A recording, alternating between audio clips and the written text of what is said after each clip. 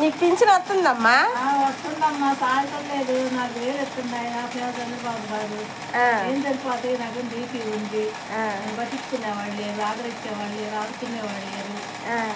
చంద్రబాబు 4,000 ఇది 4,000 ఇవ్వచ్చుగా మా పాటు ముసలివాళ్ళకి. ఏం చెయ్యాలా? ఇప్పుడు నీకు 6,000 పింఛన్ కావాలా? 6,000 పింఛన్ కావాలా? పవన్ కళ్యాణ్ మా తమ్ముడు లాంటి పవన్ కళ్యాణ్ ఇస్తాడని ఆయన ఓట్లు వేసినాము, గెలిపించుకున్నాము.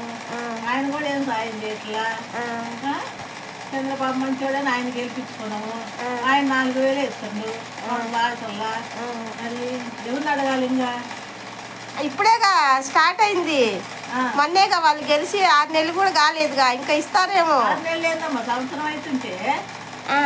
సంవత్సరం అయిందిగా. చాలా పనులు చేస్తున్నారుగా, రోడ్లన్నీ బాగు చేపిస్తున్నారు.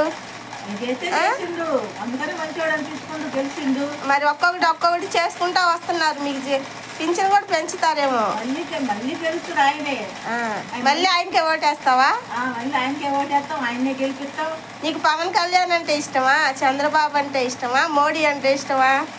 మాకు ఫస్ట్ నుంచి చంద్రబాబే మాకు ఇష్టం. పవన్ కళ్యాణ్ ఈ మధ్య వచ్చిండు, ఆయన చాలా బాధపడుతుందని ఆయన గెలిపించుకున్నాం. ఎవరిని? పవన్ కళ్యాణ్. మరి ఆయన మరి ఏం చేస్తుందో ఏం చేయట్లేదో మాకు మాత్రం తెలియదు. మాకు చంద్రబాబు చేసే పనులే మాకు తెలుసు.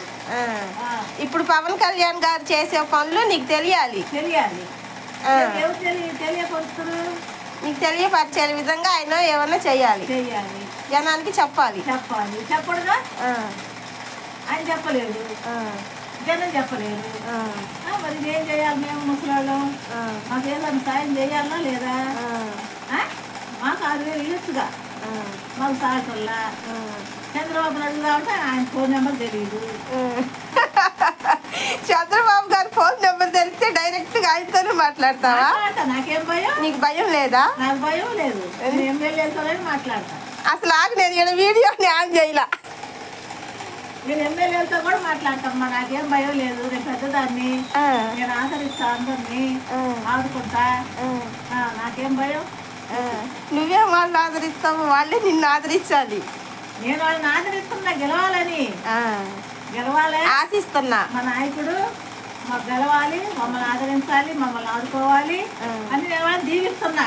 మరి ఇప్పుడు బీటెక్ అయిపోయిన వాళ్ళకి జాబులు లేవు, వాళ్ళ గురించి ఏం చెప్తావు? ఏం చెప్పేది? చంద్రబాబు ఇవ్వాలా జాబులు, గవర్నమెంట్ జాబులు ఇవ్వాలి, సొసైటీ జాబులు మళ్ళీ పెట్టాలి. లేకపోతే ఇంకా రాదు ఈసారి ఆయన. యూత్ని ఆదుకోవాలి, అందరిని ఆదుకోవాలి. ఆదుకుంటాను అంటేనే మేము ఓట్లేసి గెలిపించింది ఆయన్ని. మరి ఇప్పుడు ఏం చేయాలి? పరిస్థితి ఏంది? ఎంతమందిలో ఉండదు చదువుకో ఉద్యోగం. నీ మనవాడికి ఉద్యోగం వచ్చిందమ్మా? నా మనవాడికి రాలేదమ్మా. చంద్రబాబు గారికి ఏం చెప్తావు నువ్వు ఇప్పుడు? ఏం చెప్తావు? కనపడితే అడుగుతా, మనవాడికి జాబ్ ఇచ్చి అల్లాడిపోతాడు అని అడుగుతా. నీ మనవాడి పరిస్థితి, వాళ్ళ ఫ్యామిలీ పరిస్థితి ఎట్లుంది? బాగలేదురా. వాళ్ళకి ఉద్యోగం వస్తే బాగుంటుంది. వాళ్ళ పరిస్థితి ఇప్పుడు ఏం బాగలా. ఉంటే గొడవలు ఇంట్లో, పిల్లగాడికి మరి డబ్బులు పంపాల, ఇంట్లో జరగాల.